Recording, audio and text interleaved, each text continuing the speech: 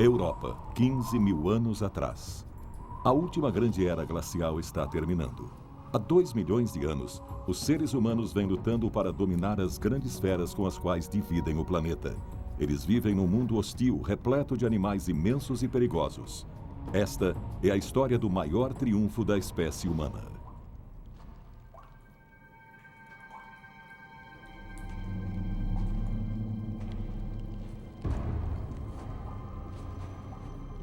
Este é Zori, um caçador da última era glacial. Ele e seu clã procuram abrigo numa das cavernas do sul da França. Aqui, as cavernas são essenciais para os hominídeos e para as feras com as quais dividem o mundo. Zori foi mandado na frente para verificar se a caverna já estava ocupada.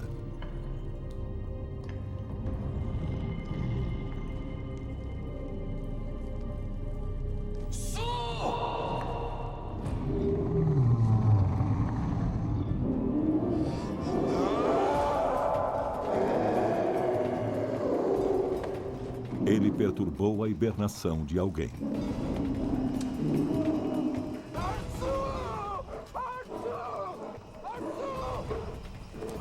Um ursus espeleus, ou urso das cavernas, já estava lá.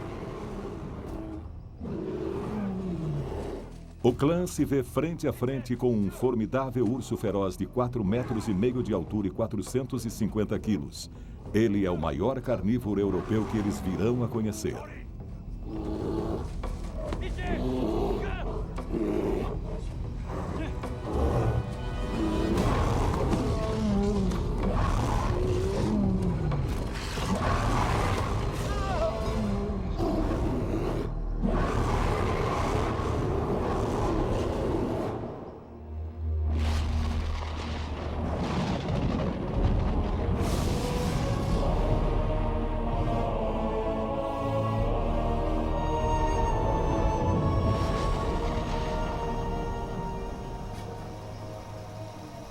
Quinze mil anos atrás.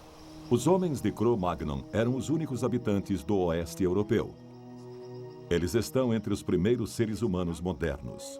O ápice de 2 milhões de anos de evolução humana. Não são muito diferentes de nós. Podem pensar e sentir da mesma maneira que a gente, embora nunca saberemos qual era a sua língua e nem se davam nomes uns aos outros. O que sabemos é que tinham a capacidade da fala. Boko, o xamã desse pequeno grupo, culpa Zori pela morte de um de seus caçadores. Zori é aprendiz de Boko.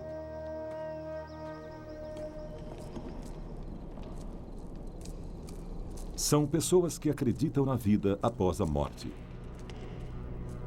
E deixaram seus cemitérios para provar isso. O xamã ajuda a fazer com que o mundo em que vivem tenha sentido. Eles têm diversos papéis, como curandeiro, profeta e guardião do conhecimento do clã.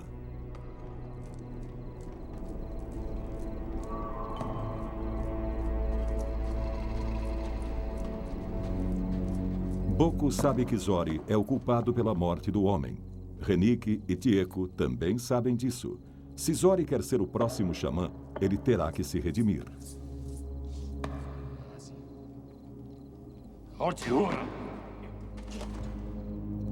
Para sobreviver num grupo pequeno e íntimo, seus integrantes têm que trabalhar juntos.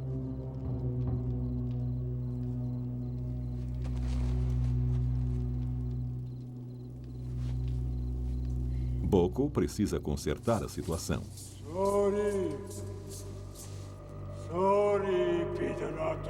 Zori precisa ser posto à prova e liderar uma caça ritual que assegurará ao homem morto a passagem para o próximo mundo.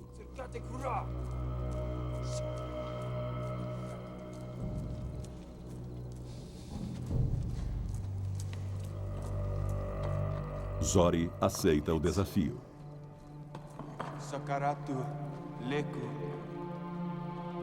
Antes de mais nada, ele precisa determinar que animal caçar. O povo de Cro-Magnon vivia intimamente ligado ao espírito de suas presas.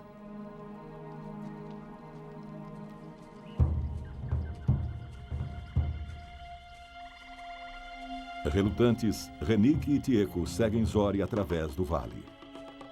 mas precisam de algo para ajudá-los em sua aventura. Suas condições eram diferentes das nossas e eles só podiam trabalhar com o que a natureza oferecia. Zori está pensando em alguma coisa.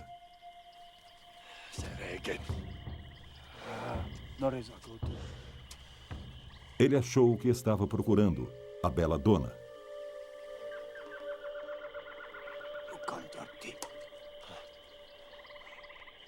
Os homens de Cro-Magnon podem ter usado bagas venenosas que causam alucinações. As bagas poderiam matá-los.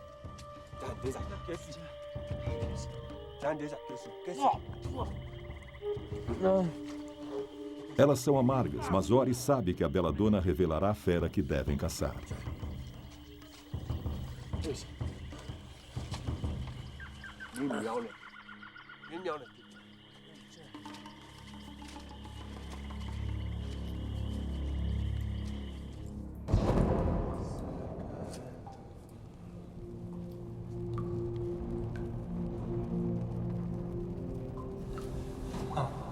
Durante milhares de anos, os homens de Cro-Magnon usaram cavernas como a famosa Sala dos Touros em Lascaux para entrar em comunhão com as feras da Era Glacial com as quais dividiam o mundo.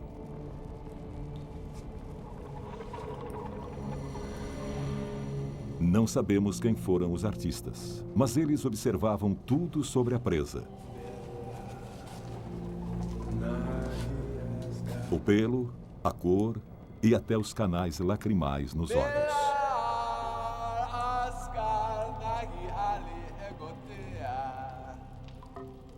A magia da Bela Dona começa a funcionar.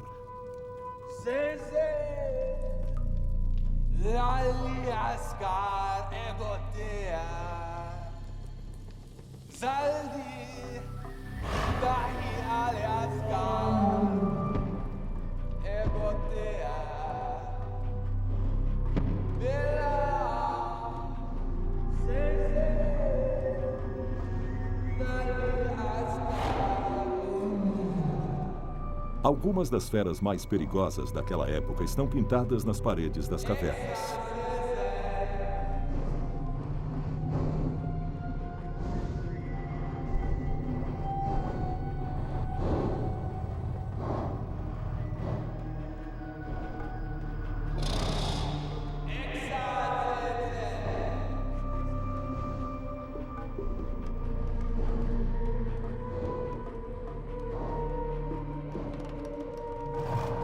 Os espíritos disseram que sua presa deverá ser o auroch, o grande bovino selvagem. Alguns peritos acham que os caçadores derivavam poderes sobrenaturais dos animais que pintavam nas paredes das cavernas.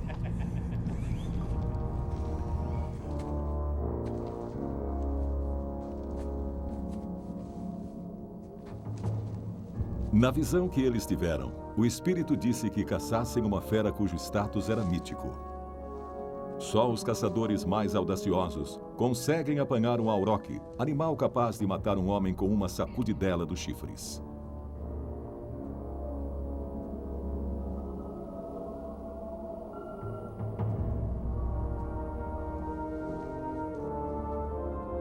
O risco é que eles acabem passando de caçador a caça.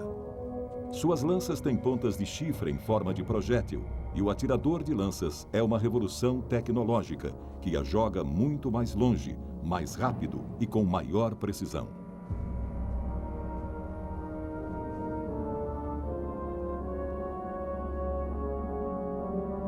Seus sentidos estão tão harmonizados com o ambiente que eles percebem que a presa não está muito longe.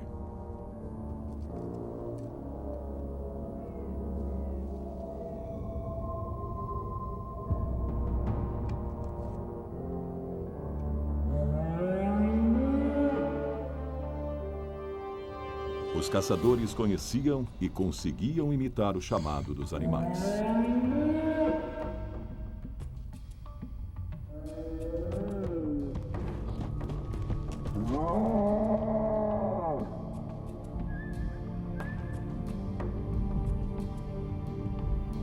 Na aproximação, eles usam todos os seus sentidos.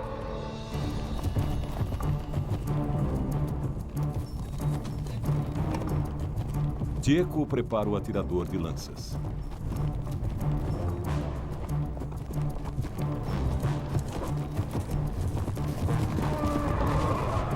Um auroque de quase 1 tonelada e com um péssimo temperamento.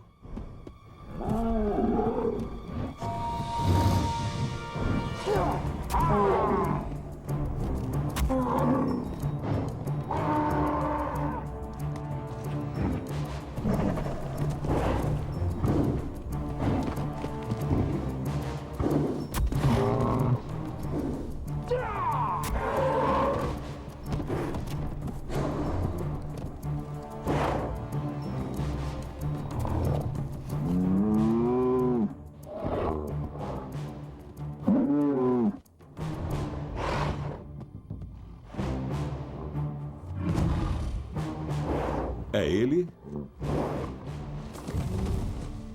ou eles.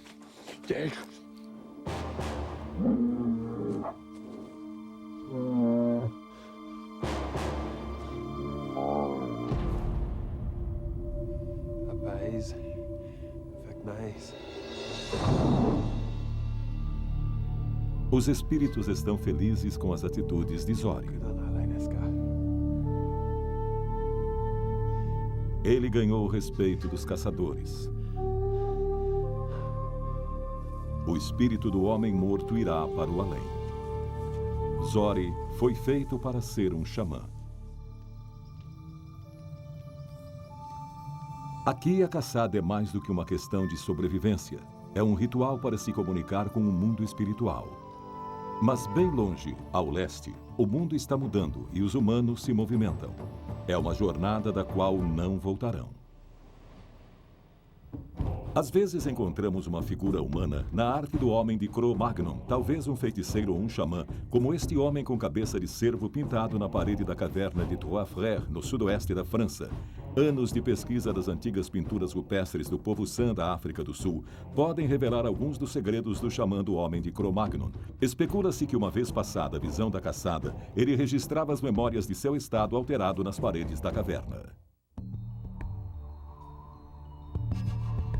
A Europa já está há milhares de anos tomada pela última era glacial. O adaptável homem de Cro-Magnon, o Homo sapiens sapiens, começa a espalhar-se pelo mundo. A Ásia se juntou à América por meio de uma grande ponte de terra, Beríngia. Com invernos rigorosos e grandes oscilações de temperatura, Beríngia teve um dos climas mais severos de que se tem notícia. O verão durava menos de 2 meses. Esta é a terra da megafauna, ou seja, dos grandes animais. Eles caminham longas distâncias em busca de comida. E aonde vão, são seguidos pelos seres humanos que estão atrás de carne. Mas há 13.000 anos, o clima da Beríngia estava mudando. A quantidade de animais diminuía.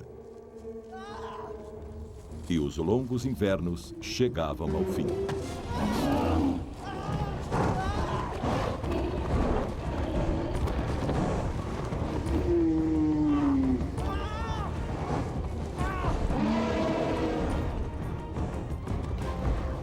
Mamutos primigênios de 7 toneladas e muito zangado.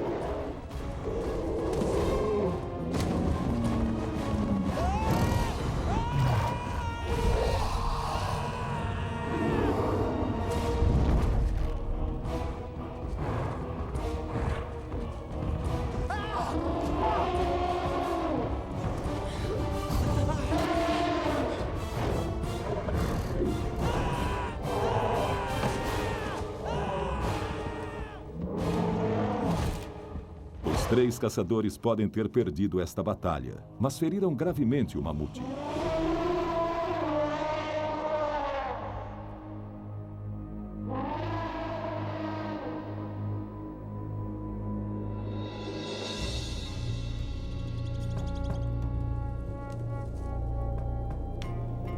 As mulheres deste pequeno povoamento estão esperando a volta dos homens há semanas.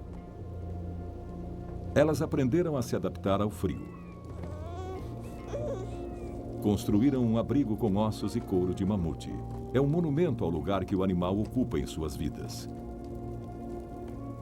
Fizeram roupas quentes usando uma nova invenção que revolucionou suas vidas: a agulha de osso.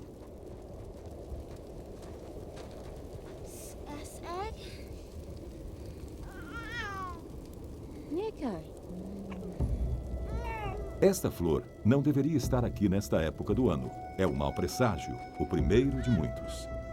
Elas sabem há gerações que o solo congelado com sua camada de geada permanente funciona como uma geladeira natural, mas ele está mais quente que o normal. O que elas não sabem é que a era glacial está chegando ao fim. O chão já está amolecendo. A carne de mamute da última caçada está apodrecendo. O planejamento foi inútil. A natureza as traiu.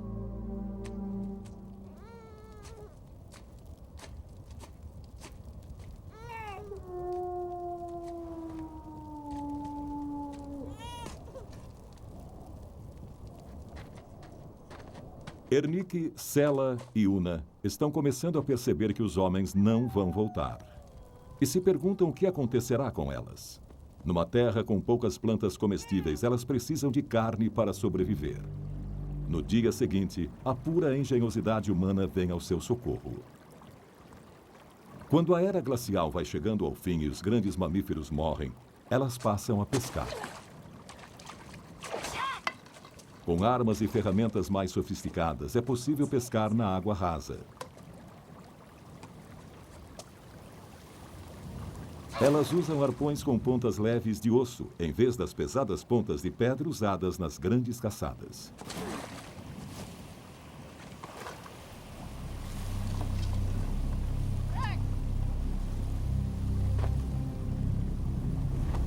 E então, outro mau presságio. Parece o couro de mamute da sua cabana.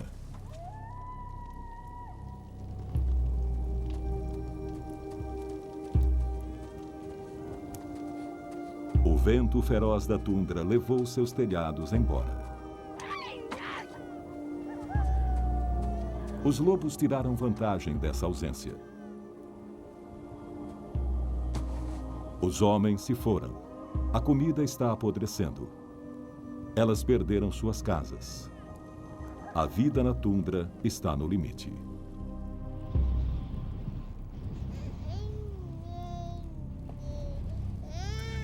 Outra noite a sós. Estas peles não serão suficientes para mantê-las aquecidas. Elas não podem viver na tundra fria sem abrigo. Morrerão por causa da exposição.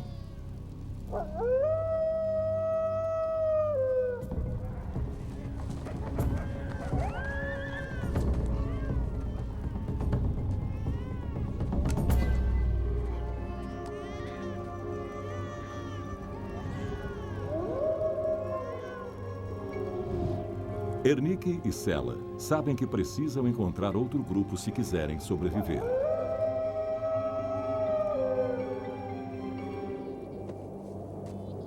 Não era raro que mulheres em dificuldades se juntassem a outro grupo no qual talvez tivessem parentes.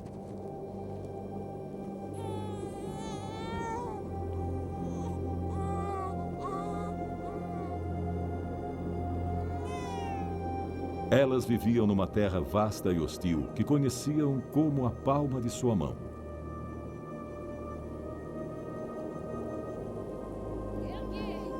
Estavam acostumadas a percorrer longas distâncias e seguirão por esses caminhos.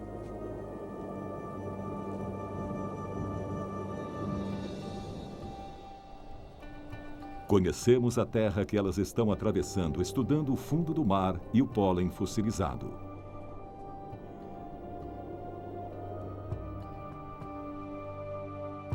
Mas sabemos pouco sobre o modo de vida dos habitantes de Beríngia. As informações que temos são da Sibéria e do Alasca.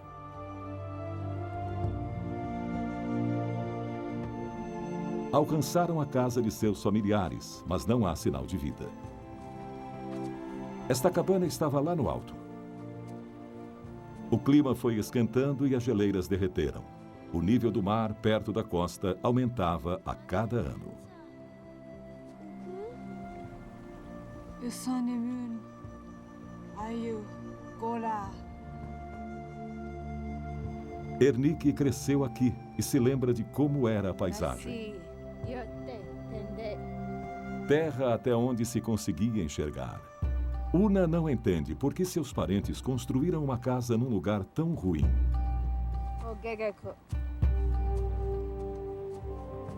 Ela não faz ideia de que aquele lugar, dentro de alguns anos, será o fundo do oceano. Logo, a ponte de terra será alagada pelo mar e o velho mundo ficará para sempre separado do novo.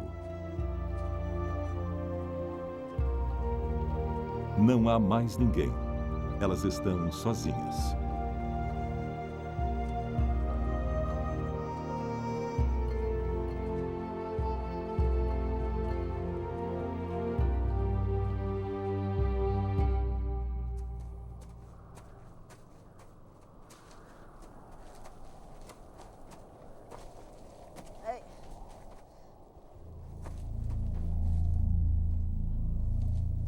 Um mamute esteve por aqui. Há caçadores pela frente.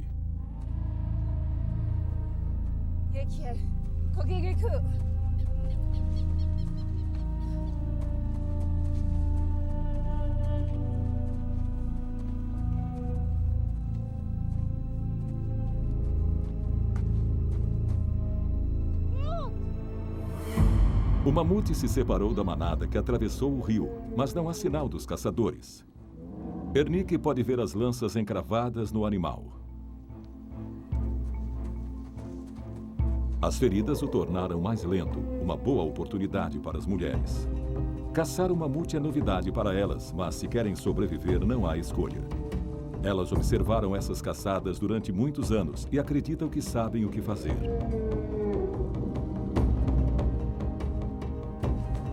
A primeira estratégia do caçador é isolar a presa do resto da manada. O primeiro passo já foi dado.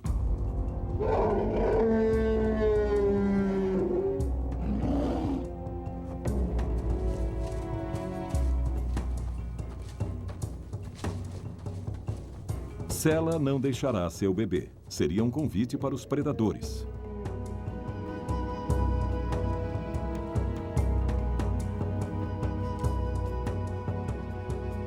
Para ter sucesso, elas precisam cooperar.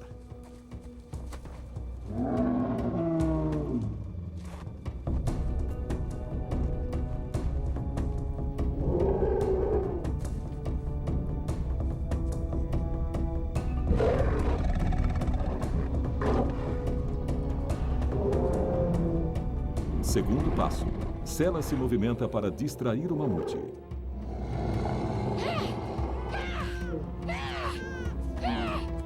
É como um elefante. Ele poderia tentar um último ataque. Ernique sabe que tem que atingir os pulmões ou o estômago, onde o animal é mais vulnerável.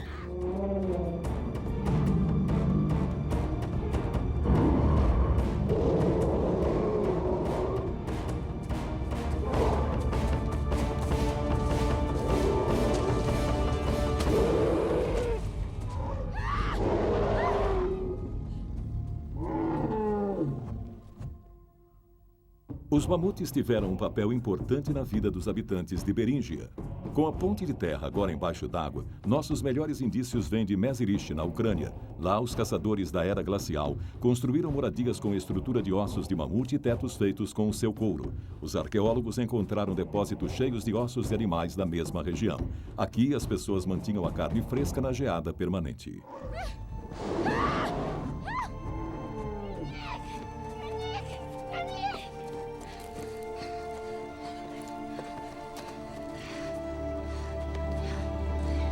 O mamute está ferido, mas não mortalmente. A lança tem que penetrar não apenas a camada de pelagem externa, mas também outros 15 centímetros de lã da camada interna.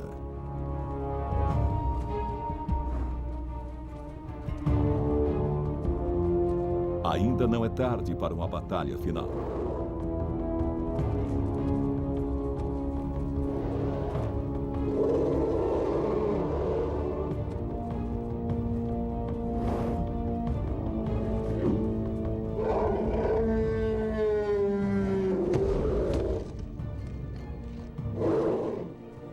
A exaustão e o sangue logo cobram seu tributo.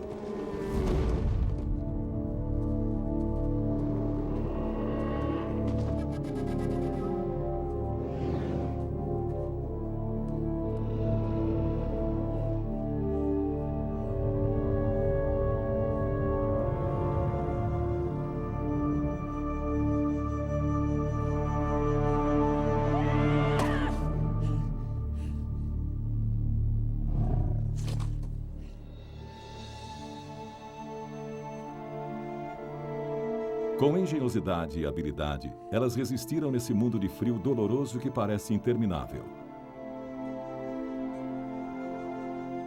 Mas a má sorte das mulheres chegou ao fim.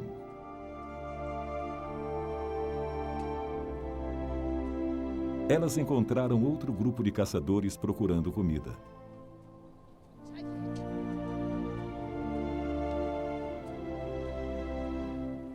Elas se juntarão a esse bando e viajarão para mais longe. Seguirão outros bandos de caçadores em direção ao leste, onde fica hoje o Alasca e o território de Yukon. Serão as primeiras pessoas a chegar ao novo continente, a América. Serão os pioneiros a desbravar territórios inexplorados.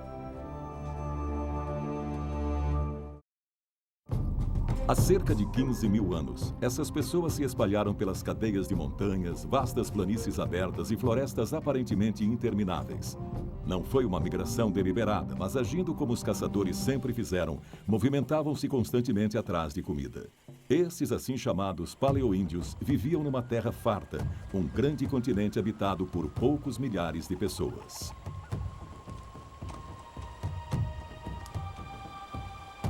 Gyak e Mokoa preparam suas lanças com ponta de pedra.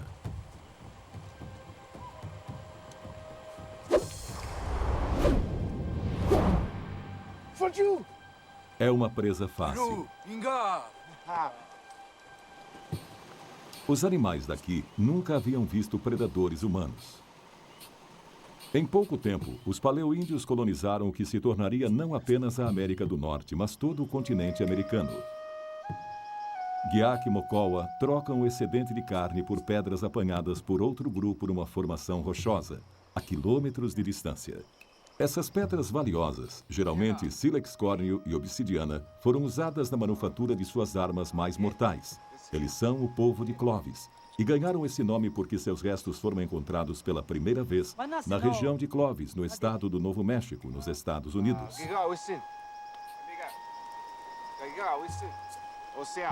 Lugares onde o povo de Clovis esteve são encontrados em todas as partes nos Estados Unidos e no México.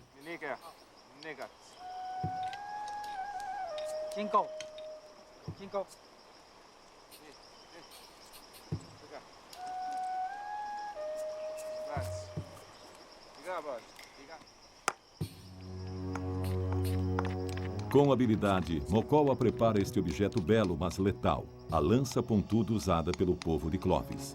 Seu sobrinho Koji aprende a manejá-la bem cedo.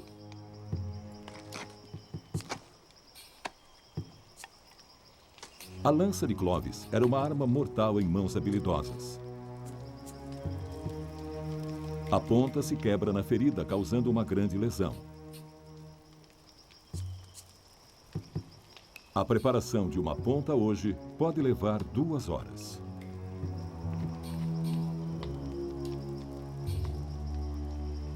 E Koji já tem sangue de caçador.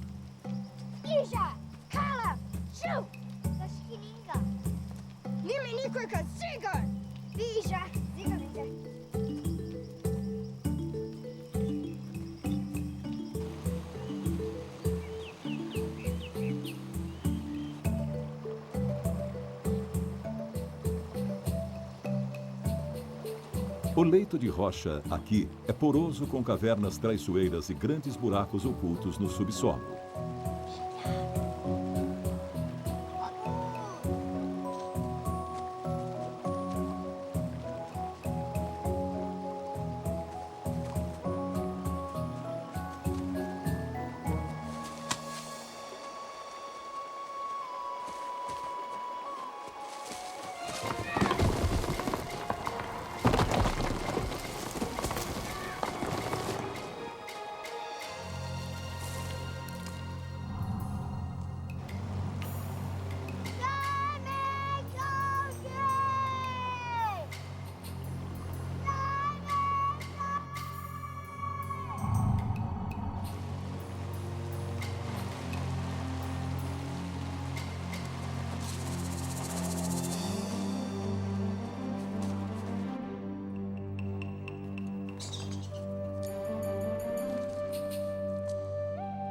Essas cavernas foram usadas como abrigos para hibernação de animais grandes e pequenos.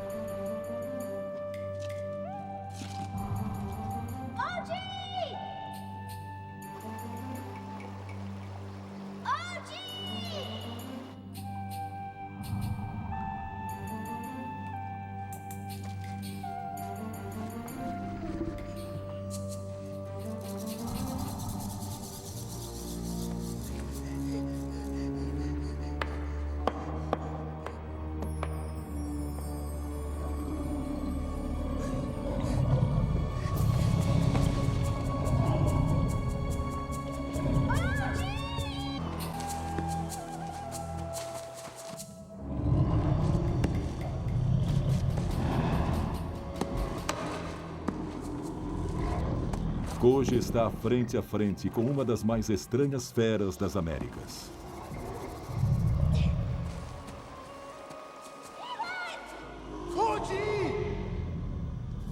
É um bicho preguiça gigante, o Megalonyx. Ele é muito mais alto que o menino e pesa mais de 2 toneladas. Uma corda feita de fibra de plantas será a sua salvação.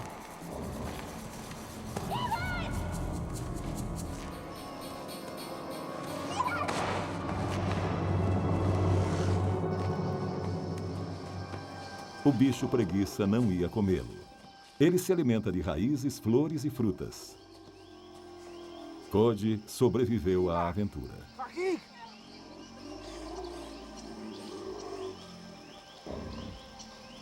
Mas a preguiça gigante não terá tanta sorte assim.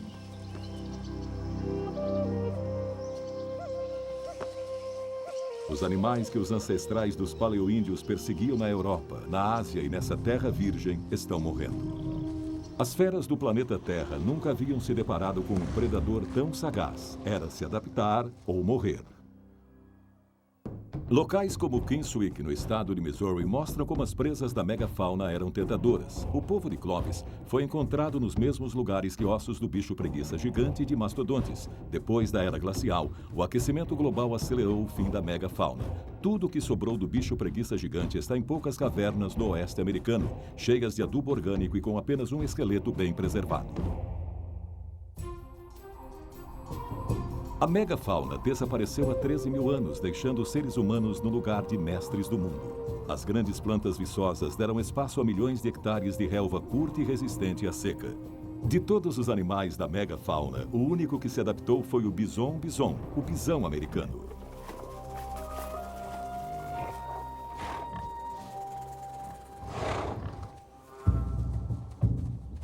Os paleoíndios viviam para caçar os bisões.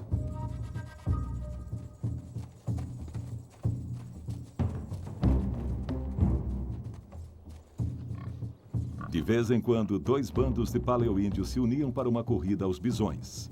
Uma caçada dessa magnitude era um evento especial e exigia muita organização. Os caçadores primitivos matavam apenas um animal de cada vez e precisavam afastá-lo da manada. Agora, a caçada podia ser feita em grande escala, abatendo-se centenas de animais ao mesmo tempo.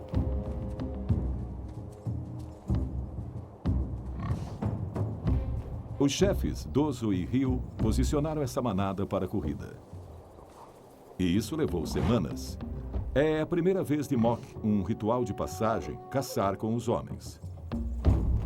A partir do conhecimento adquirido durante gerações, estes paleoíndios sabem que a manada segue um líder. Mok e 3 outros caçadores fingem que são bezerros.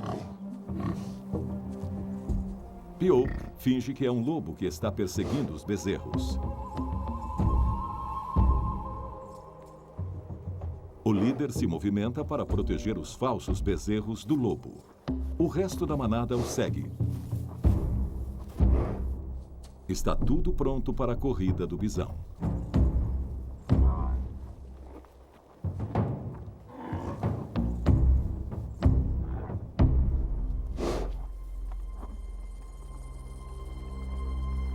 Mas espere, alguma coisa não saiu como planejado.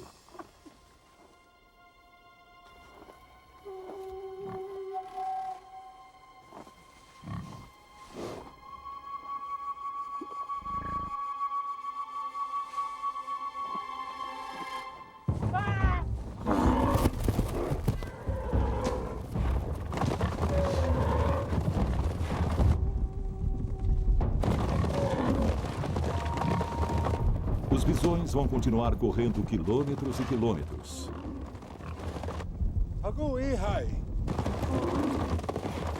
Esta caçada pode ter acabado. Talvez Mock não tenha outra chance de ser posto à prova.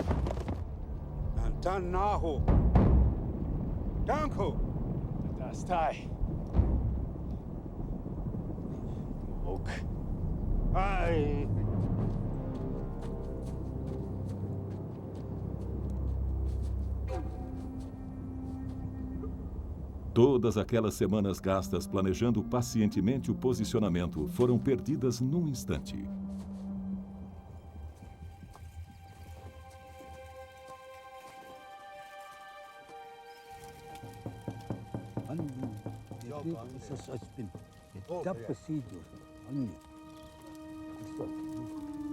Mock, o quase caçador, precisa se explicar. Eles fazem uma reunião. Mock atrasou muito a enorme corrida dos bisões. Ele conta a eles por quê. Uma cobra.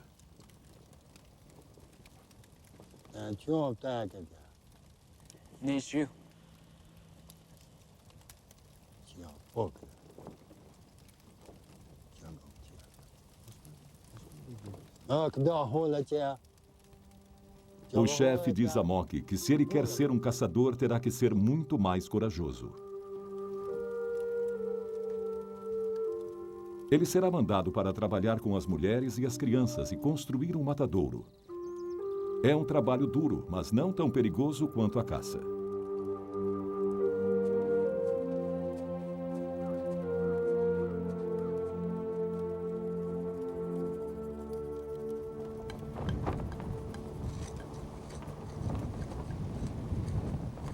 Eles vão escavar fossos de abate e no alto de um cume onde o vento é mais forte montarão armações para secar a carne.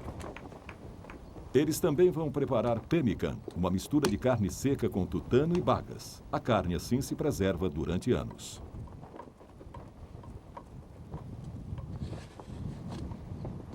A organização do matadouro é tão importante quanto a organização na caça. Tani! Shiu se encarrega de Mock.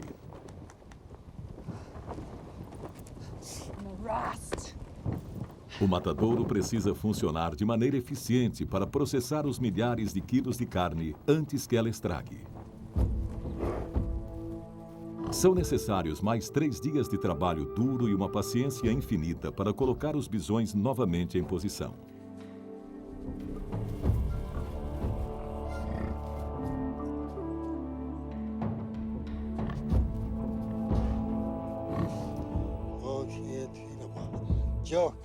Amanhã, os chefes decidirão o dia.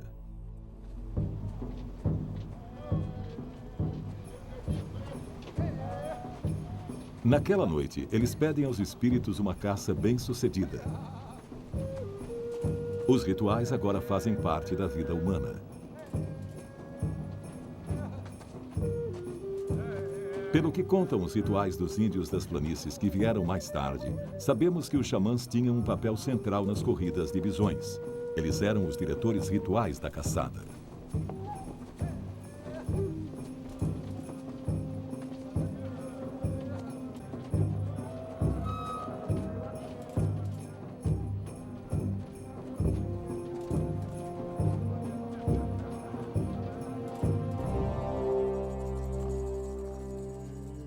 O dia da corrida começa com um outro ritual.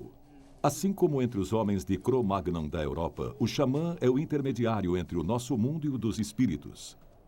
O bisão tem o olfato acurado.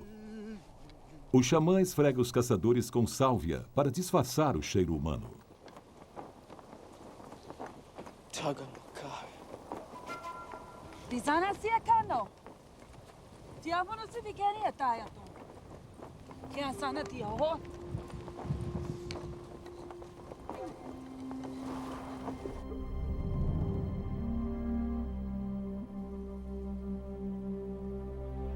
A corrida começa.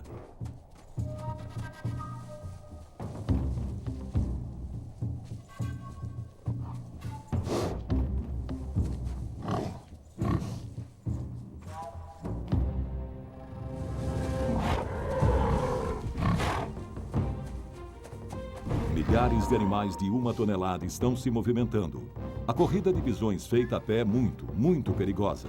Bisões que vivem em grandes manadas se assustam facilmente.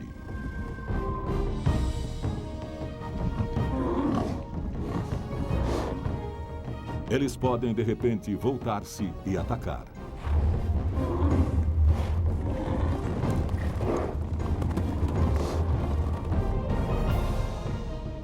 Os bisões não fazem ideia da esperteza dos seus perseguidores e nem de que eles conhecem essas terras melhor que os próprios animais.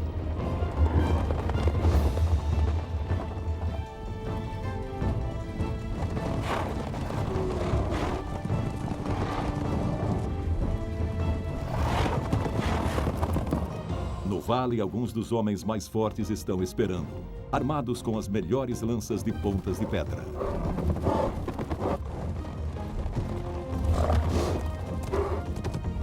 Os bisões pensam que vão apenas subir mais uma montanha.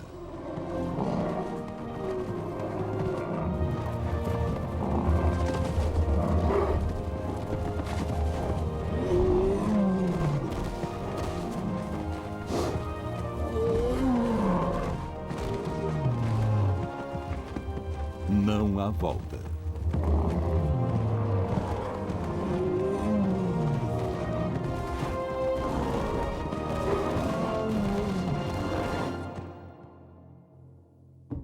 Os locais de caça dos paleoíndios documentam essas corridas em grande detalhe. Há 8.000 anos, em Osen-Chabuk, no estado do Colorado, nos Estados Unidos, os paleoíndios conduziram mais de 190 bisões a uma vala estreita e os abateram. Em Alberta, no Canadá, num sítio maior e mais bem preservado, no decorrer de gerações, índios das planícies reuniram cuidadosamente milhares de bisões numa depressão e os levaram à morte ao pé de um rochedo. Deixaram para trás milhares de ossos de bisões compactados numa profundidade de 12 metros.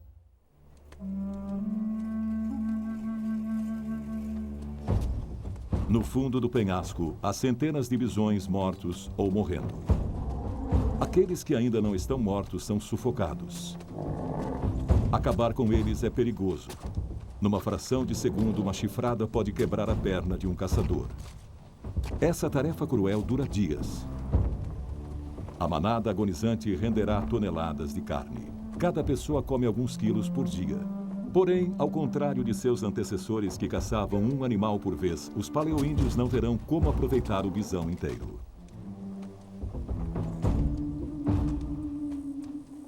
Muito será jogado fora.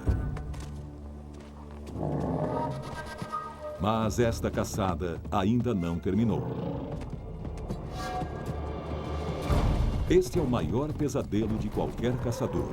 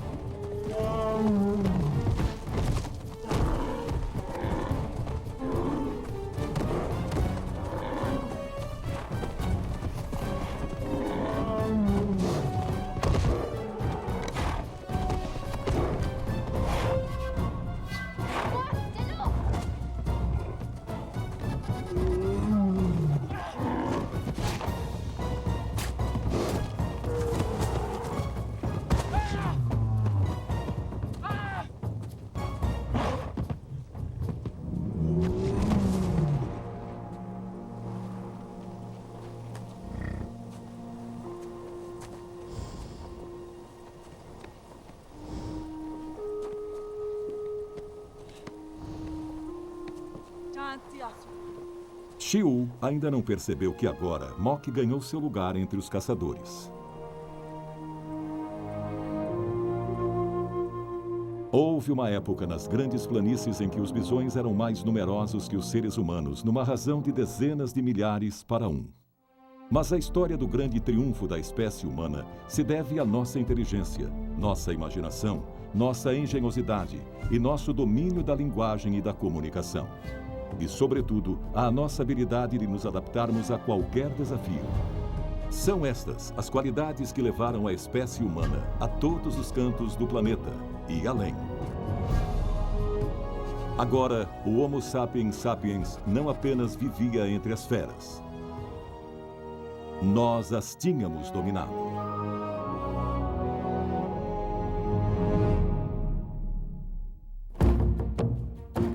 Versão brasileira, DPN Santos.